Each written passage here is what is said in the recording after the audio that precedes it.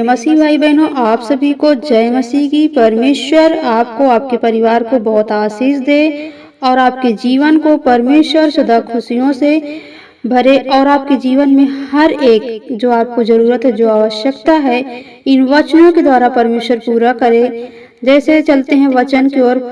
First कुरिन्थियों 5:7 में लिखा है, क्योंकि हम रूप को देखकर नहीं पर विश्वास से चलते हैं। जी मेरे मसीह भाई बहनों, हम परमेश्वर के वचनों पर विश्वास से चलते हैं और परमेश्वर को हम वचनों के द्वारा देखते हैं। जब हम परमेश्वर पर विश्वास और भरोसा रखते हैं तो हम परमेश्वर को देखते हैं कामों के द्वारा। हमारा विश्वास, यदि हम विश्वास में मजबूत हैं, हम किसी भाई बहन के लिए प्रार्थना करेंगे, दुआ करेंगे, परमेश्वर उसके जीवन में काम करेगा। हम परमेश्वर को विश्वास के अनुसार देखते हैं और हमारा विश्वास यानी परमेश्वर की ओर है तो हम परमेश्वर के वचन की ओर चलते हैं, क्योंकि परमेश्वर हमारे साथ है।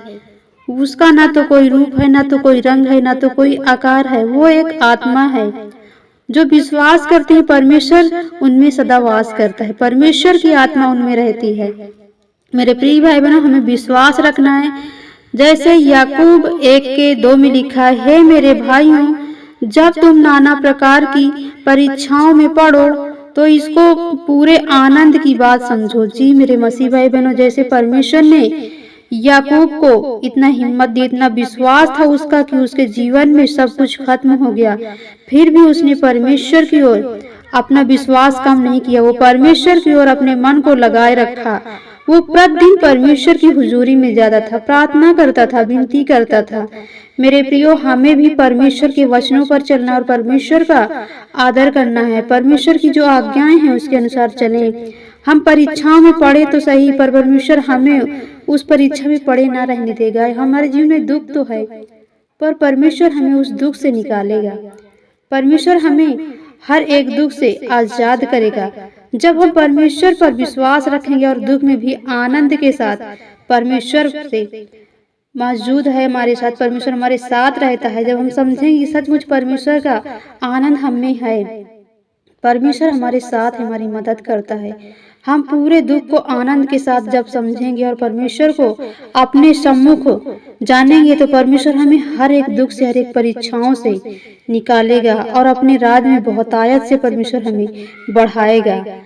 जैसे याकूब 1:5 में लिखा है, पर यदि तुम में से किसी को बुद्धि की घटी है तो परमेश्वर से मांगे, जो बिना उलाहना दिए सबको उदारता से देता है और उसको दी जाएगी। जी मेरे मसीह भाई बहनों, जब हम परमेश्वर से मांगेंगे, परमेश्वर से प्रार्थना करेंगे, दुआ करेंगे कि परमेश्वर हमें जो आपको आवश्यकता है, बुद्धि की आवश्यकता है तो बुद्धि मांगे। जो भी भाई बहनों को जो भी जरूरत है वो विश्वास के साथ परमेश्वर से मांगेगा, उसकी हर एक घटी को परमेश्वर पूरा करेगा।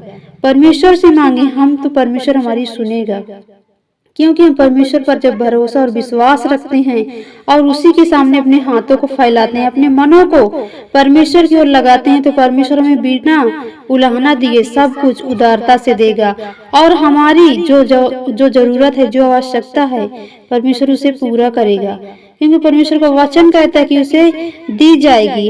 हम जब विश्वास रखेंगे तो परमेश्वर हमें हर एक वस्तु जो हमारे जीवन में घटी है, जो कमी है, जो जरूरत है, परमेश्वर देगा। यदि आज हम बीमारी में हैं, क्लेश में हैं, मुसीबत में हैं, तो हम परमेश्वर से बोलें, परमेश्वर से मांगे। परमेश्वर हमें वो शक्ति दे, वो सामर्थ्य दे, वो बुद्धि दे, वो ज्ञान दे कि हम संसार के हर एक युक्तियों का सामना कर सकें। शैतान के हर एक जो उसकी जाल है, जो उसके चाल हैं, हमारे जीवन में वो जाल बिछा रखा है, परमेश्वर से हम प्रार्थना करेंगे तो परमेश्वर हर एक जाल को तोड़ेगा।